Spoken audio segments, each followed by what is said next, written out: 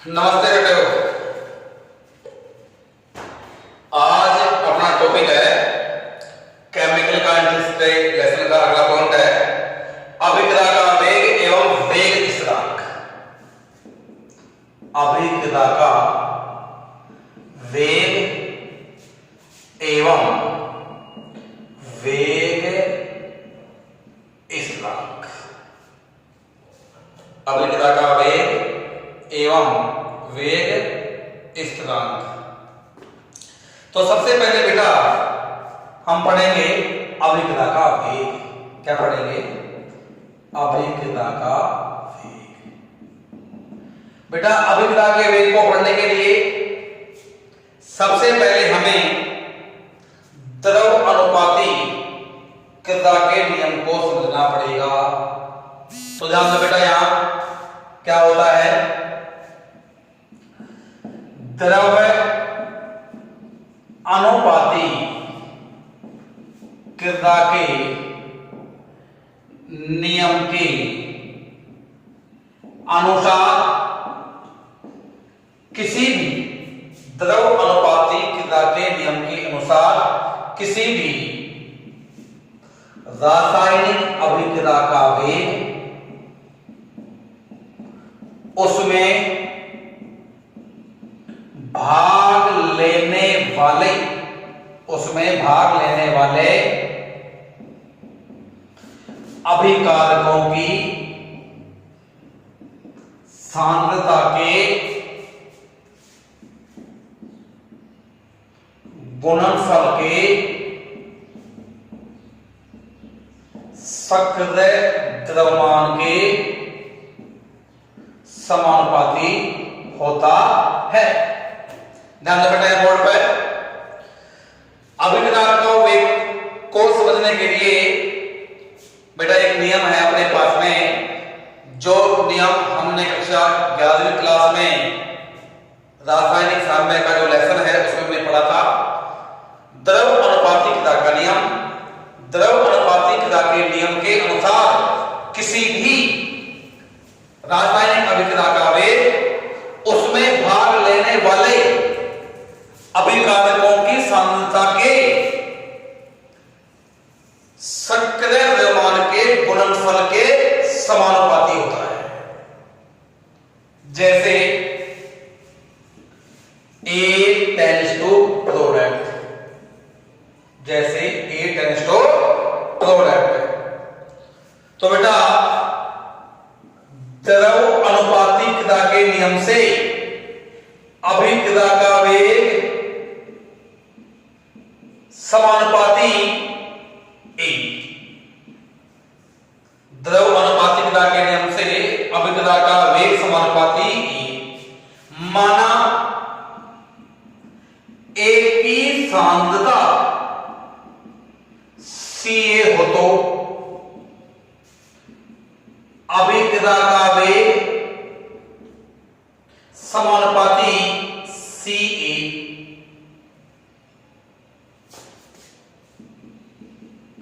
अभिक्रिया का वेग इज इक्वल टू बेटा समानुपाती का चिन्ह जब हटेगा तो कोई नियतांक वैल्यू आएगी। तो अभिक्रिया का वेग is equal to K dot Ca। यहां बेटा K एक समानुपातिक स्थिरांक है जिसे वेग नियतांक, वेग गुणांक या विशिष्ट अभिक्रिया के वेग के नाम से जाना जाता है। बेटा ध्यान रखना, अभिक्रिया का वेग समानुपाती Ca हो गया, या बेटा Ca क्या है? अभिकारक की सांद्रता मानी है अपन ने।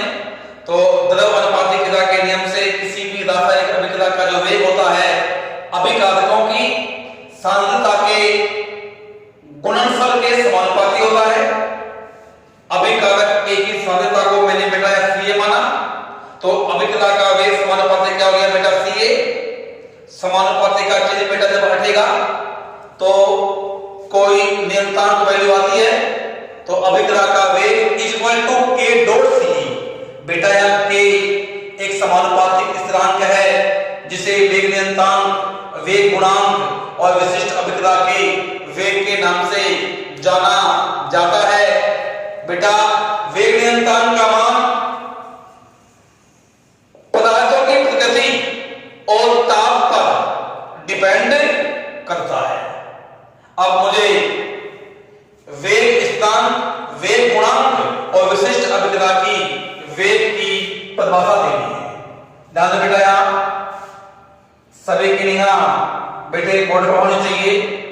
अब वेग स्थिरांक, विशिष्ट अभिक्रिया का वेग क्या है, ध्यान दो बेटा, सभी की निगाह बोर्ड पर होनी चाहिए। वेग स्थिरांक या विशिष्ट अभिक्रिया का वेग, ध्यान दो बेटा यहां विशिष्ट अभिक्रिया का वेग और वेग स्थिरांक की परिभाषा समझने के लिए हम एक निम्नलिखित अभिक्रिया पर विचार करते हैं। जैसे बेटा A plus B plus C tends to product, A की संख्या A, B की संख्या B, C की संख्या C। A plus B plus C से बेटा उत्पाद बनता है द्रव अनुपातिकता के नियमानुसार। द्रव अनुपातिकता के नियमानुसार, द्रव अनुपातिकता के नियमानुसार वेग समानुपाती A की घात A, B की घात B, C की घात C।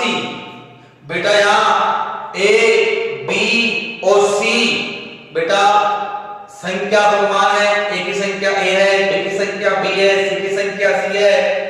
द्रव अनुपातिकता के नियम के अनुसार अभिक्रिया का वेग इस समानुपाती A की घात A, B की घात B, C की घात C या वेग इक्वल टू K, A की घात A, B की घात B, C की घात C। बेटा सभी की निगाह बोर्ड पर होनी चाहिए। यदि इस अभिक्रिया में भाग लेने वाले, यदि इस अभिक्रिया में भाग लेने वाले समस्त अभिकारकों की सांद्रता को बेटा हम एक इकाई मान लें।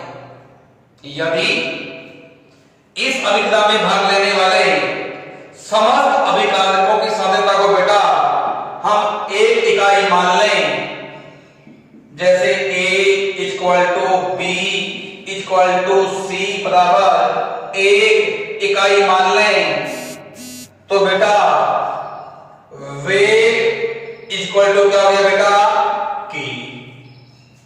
ये तो अभिक्रिया का वेग है बेटा, और ये वेग नियतांक, वेग गुणांक विशिष्ट अभिक्रिया का वेग है। तो अपना टॉपिक क्या था, विशिष्ट अभिक्रिया का वेग किसे कहते हैं। तो ध्यान दो बेटा यार, विशिष्ट अभिक्रिया का वेग किसे कहती है। विशिष्ट अभिक्रिया का वेग अभिक्रिया के उस वेग के बराबर होगा जब अभिक्रिया में भाग लेने वाले समस्त अभिकारकों की सांद्रता एक इकाई हो।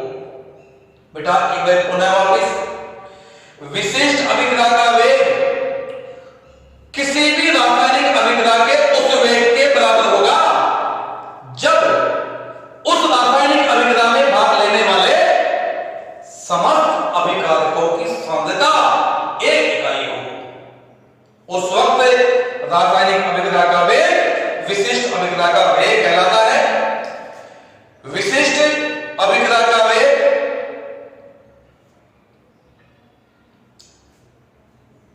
की इकाई बेटा वही होगी जो अभिक्रिया के वेग की इकाई होती है।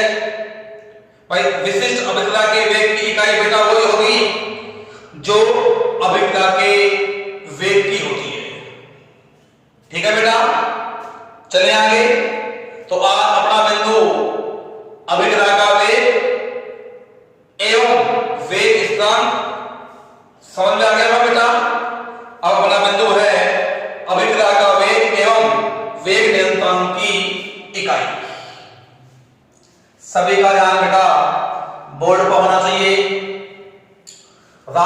रासायनिक अभिक्रिया का वेग, ध्यान बेटा यहां रासायनिक अभिक्रिया का वेग तथा वेग स्थिरांक की इकाई। ध्यान दो बेटा यहां सबसे पहले अभिक्रिया के वेग की इकाई बताओ। वेग किसे कहते हैं बेटा? वेग इक्वल टू सांद्रता बटा समय। वेग इक्वल टू सांद्रता की बेटा परिभाषा होती है मोल बटा लीटर, नीचे क्या बेटा समय। तो वेग equal to mole litre inverse समय इनवर्स। तो बेटा रासायनिक अभिक्रिया के वेग की इकाई क्या होगी? वेग इक्वल टू सांद्रता बटा समय, ये इसकी होती है डेफिनेशन। वेग बराबर मोल बटा लीटर, सांद्रता को बोलते हैं बेटा इनटू नीचे अपने पास समय है, तो वेग बराबर मोल, ये दोनों जाएंगे ऊपर में तो माइनस में होंगे, मोल लीटर इनवर्स समय इनवर्स, ये अपने पास में अभिक्रिया के वेग की इकाई आ गई। अब अपने पास में बेटा अगला टॉपिक है, ध्यान दीजिए बेटा अगला टॉपिक है वेग स्थिरांक की इकाई निकालना। बेटा कौन सा पॉइंट है? वेग स्थिरांक की इकाई निकालना। ध्यान दो बेटा यहां किसी भी रासायनिक अभिक्रिया के वेग स्थिरांक की इकाई कैसे निकालते हैं, इसके लिए एक सामान्य अभिक्रिया पर विचार कीजिए बेटा। क्या कीजिए? एक सामान्य अभिक्रिया पर विचार कीजिए बेटा। A B C tends to product द्रव अनुपातिकता के नियम से, द्रव अनुपाती क्रिया के नियम से, द्रव अनुपाती क्रिया के नियम से वेग समानुपाती ए की घात ए, बी की घात बी, सी की घात सी, या वेग is equal to K N A की घात ए, बी की घात बी, सी की घात सी। बेटा ध्यान दो यहां kn क्या है? इस अभिक्रिया का वेग स्थिरांक है। तो सभी की निगाह बोर्ड पर होनी चाहिए बेटा।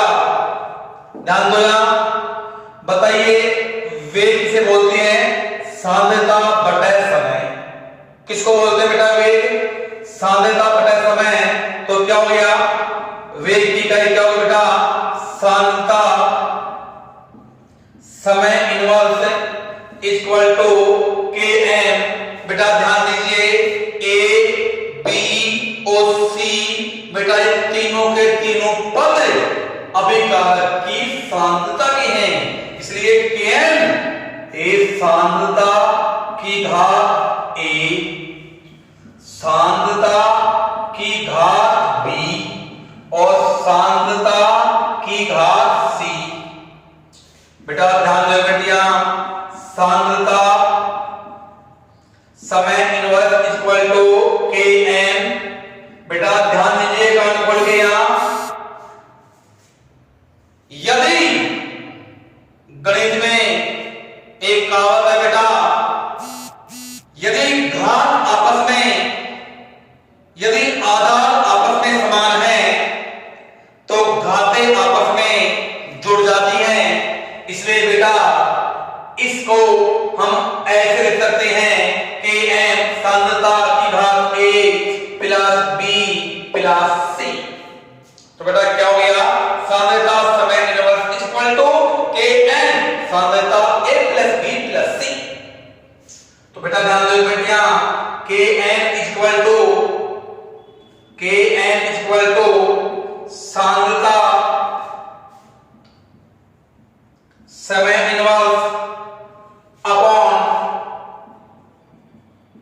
सांद्रता ए प्लस बी प्लस सी। ध्यान दो बेटा, यहां सबकी निगाह यहां बोल्ड होना चाहिए। के एन बराबर बेटा ध्यान दो, यहां तो है सांद्रता की घात 1 और यहां है सांद्रता की घात a plus b plus c। तो बेटा इसको हम ऐसे लिख सकते हैं, सांद्रता की घात 1 minus a plus b plus c और ये क्या हुआ बेटा समय इनवर्स। बेटा इसको हम ऐसे लिख सकते हैं के एन बराबर सांद्रता की घात 1 minus a plus b plus c समय माइनस के एन इक्वल टू बेटा सांद्रता की डेफिनेशन क्या होती है, मोल बटे लीटर। क्या होती है बेटा, मोल बटे litre 1 minus a plus b plus c और ये क्या होगी बेटा समय इनवर्स। अब बेटा इसको हमें मोड़ना है तो क्या हो जाएगा, के एन बराबर बेटा देखो मोल 1 minus abc, mole 1 minus a plus b plus c litre बेटा ऊपर लाना है तो क्या हो जाएगा लीटर। बेटा ये उल्टा हो जाएगा तो क्या हो जाएगा a plus b plus c minus 1 और ये क्या है बेटा समय इनवर्स। ध्यान दीजिए बेटा, सभी की निगाह बोल्ड पर होनी चाहिए। इस सूत्र की सहायता से हम किसी भी रासायनिक अभिक्रिया के वेग नियतांक की इकाई निकाल सकते हैं। इस सूत्र की सहायता से हम किसी भी रासायनिक अभिक्रिया के वेग नियतांक की इकाई निकाल सकते हैं। एक बार पुनः दोबारा सुन लो बेटा, ध्यान दो। यहां किसी भी रासायनिक अभिक्रिया के वेग स्थिरांक की इकाई निकालने के लिए एक सामान्य अभिक्रिया पर विचार कीजिए। a plus b plus c से बेटा उत्पाद बनता है। द्रव अनुपातिक्रिया का नियम लगाएंगे। हम जानते हैं बेटा द्रव अनुपातिक्रिया का नियम क्या होता है, बताओ बेटा। इस नियम के अनुसार किसी भी रासायनिक अभिक्रिया का वेग उस अभिक्रिया में भाग लेने वाले समस्त अभिकारकों की सांद्रता के गुणनफल के सकृत द्रव्यमान के समानुपाती होता है। तो वेग समानुपाती बेटा यह हो गया, वेग equal to K N a plus b plus c हो गया। वेग की डेफिनेशन सांद्रता बटे समय होती है बेटा, तो सांद्रता समय minus equal to K N a b और c बेटा, ये तीनों के तीनों सांद्रता के पद हैं। तो बताओ सांद्रता की घात a, सांद्रता की घात b, सांद्रता की घात c। तो बेटा सांद्रता समय minus equal to K N मालूम आपको है, आधा समान है तो घातीय आपस हो जाती है। तो सांद्रता a plus b plus c, के एन का मान निकालना है मुझे। के एन बराबर ये ऊपर और बेटा ये नीचे, सांद्रता समय माइनस ऊपर, सांद्रता a plus b plus c नीचे। जब बेटा इसको हम हल करेंगे तो बताओ के एन सांद्रता 1 minus a plus b plus c समय माइनस के एन सांद्रता की बेटा डेफिनेशन यह होती है, मोल बटा litre 1 minus a plus b plus c। जब इसको हल किया तो अपने पास में ये व्यंजक आया। तो ध्यान दीजिए बेटा, इस व्यंजक की सहायता से किसी भी रासायनिक अभिक्रिया के वेग नियतांक की इकाई निकाल सकते हैं। इस व्यंजक की सहायता से किसी भी रासायनिक अभिक्रिया के वेग नियतांक की इकाई निकाल सकते हैं। यदि ध्यान दो बेटा, यहां यदि a plus b plus c का मान 1, c का मान 0 हो, कितना हो बेटा 0 हो। यदि a plus b plus c का मान 0 हो तो आप बताइए कौन सी कोटि होगी, 0। कौन सी कोटि होगी, 0। तो 0 कोटि का वेग